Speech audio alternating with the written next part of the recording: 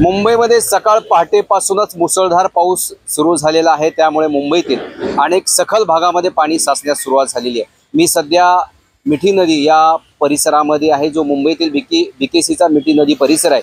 त्या ठिकाणी देखील मुंबईतील मिठी नदीच्या नदीपात्रामध्ये पाण्याचा वेग वाढलेला आहे। सध्या ही दृश्य आहेत मिठी नदी या मिठी नदीमधील जो मिठी नदीचा जो परिसर आहे बीकेसी मधील, या ठिकाणी नदी पात्राच्या पाण्याचा वेग वाढलेला आहे।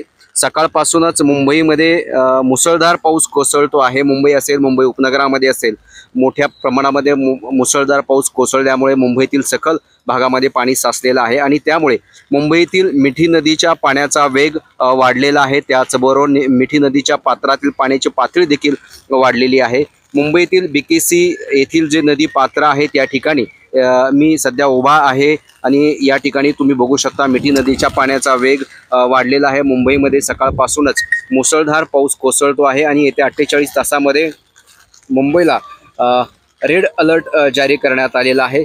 सध्या आम्ही मुंबईतील बीकेसी या परिसरामध्ये आहे। या ठिकाणी तुम्ही बघू शकताय की मुंबईतील जो बीकेसी चा मिठी नदीचं जे पात्र आहे त्या ठिकाणी मिठी नदीच्या पाण्याची पातळी ही वाढल्याचं दृश्य समोर आलंय। मी गुणवंत डांगर, DRV न्यूज, मुंबई।